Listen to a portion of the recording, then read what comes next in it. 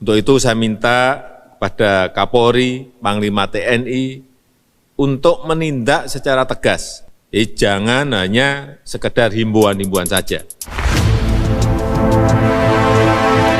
Pada pelaksanaan pesta pernikahan dan peringatan Maulid Nabi Muhammad SAW di Petamburan, Jakarta Pusat.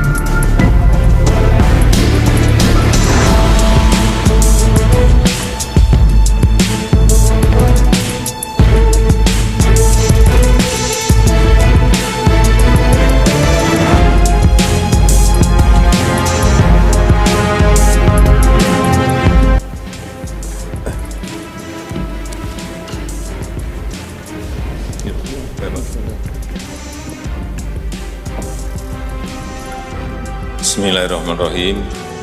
Assalamualaikum warahmatullahi wabarakatuh. Selamat pagi, salam sejahtera bagi kita semuanya. Yang saya hormati Bapak Wakil Presiden, Bapak Ibu, Menteri dan Kepala Lembaga yang hadir. Dalam rapat terbatas kali ini dalam penanganan COVID, saya ingin tegaskan bahwa keselamatan rakyat adalah hukum tertinggi. Dan pada masa pandemi ini telah kita putuskan pembatasan-pembatasan sosial, termasuk di dalamnya adalah pembubaran kerumunan. Oleh sebab itu, penegakan disiplin untuk menjalankan protokol kesehatan harus terus dilakukan. Tidak ada yang kebal virus corona. Semuanya bisa terinfeksi virus ini dan juga bisa menularkan ke orang lain.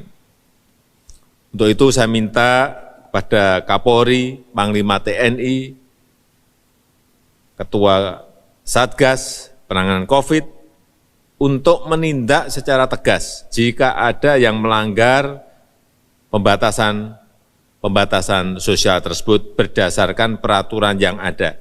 Jangan hanya sekedar himbauan-himbauan saja, tapi harus diikuti dengan pengawasan dan penegakan aturan secara konkret di lapangan. Untuk membuat pengendalian COVID menjadi berjalan efektif, dibutuhkan trust, dibutuhkan kepercayaan dari masyarakat terhadap apa yang dikerjakan oleh pemerintah. Saya juga minta pada Menteri Dalam Negeri untuk mengingatkan, kalau perlu menegur kepala daerah baik, gubernur, bupati, wali kota, untuk bisa memberikan contoh-contoh yang baik pada masyarakat.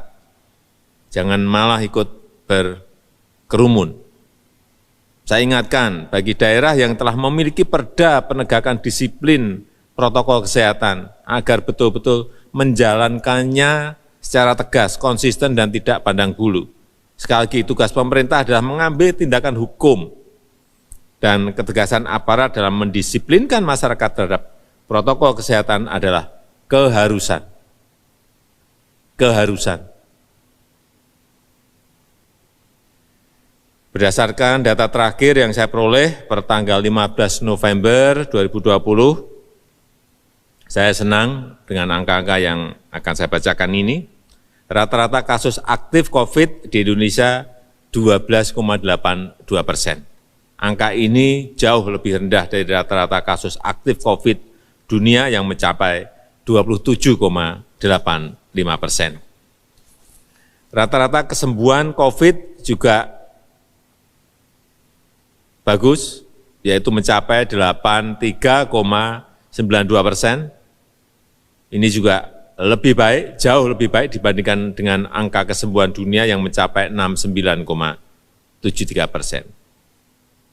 Tapi kita harus masih bekerja keras untuk menekan angka rata-rata kematian lebih rendah lagi, karena saat ini masih berada di angka 3,26%. Ini lebih tinggi sedikit dari rata-rata kematian dunia, yaitu di angka 2,43%. Dan angka-angka yang bagus ini jangan sampai rusak gara-gara kita kehilangan fokus kendali, karena tidak berani mengambil tindakan hukum yang tegas di lapangan.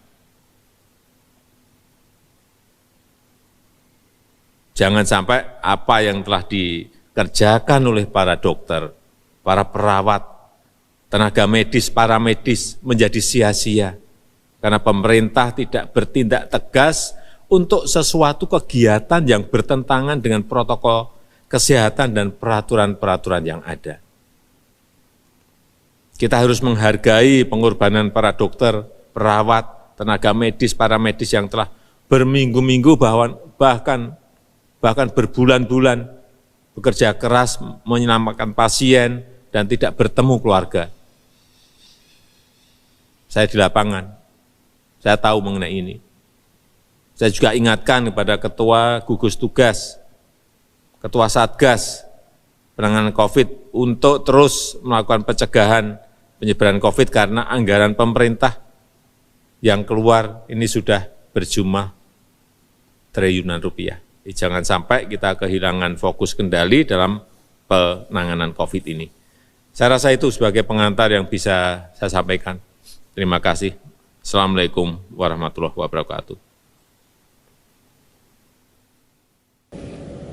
Pemerintah menyesalkan terjadinya pelanggaran protokol kesehatan pada pelaksanaan pesta pernikahan dan peringatan Maulid Nabi Muhammad SAW di Petamburan, Jakarta Pusat, di mana pemerintah sebenarnya telah memperingatkan Gubernur Provinsi Daerah Khusus Ibu Kota Jakarta untuk meminta penyelenggara agar mematuhi protokol kesehatan. Penegakan protokol kesehatan di ibu kota, sekali lagi, penegakan protokol kesehatan di ibu kota merupakan kewenangan pemerintah provinsi daerah khusus ibu kota Jakarta berdasar hierarki kewenangan dan peraturan perundang-undangan. Kepada aparat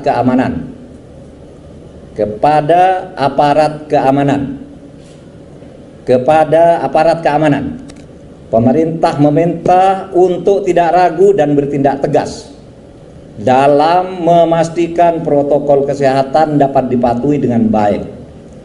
Pemerintah juga akan memberikan sanksi kepada aparat keamanan yang tidak mampu bertindak tegas dalam memastikan terlaksananya protokol kesehatan COVID-19.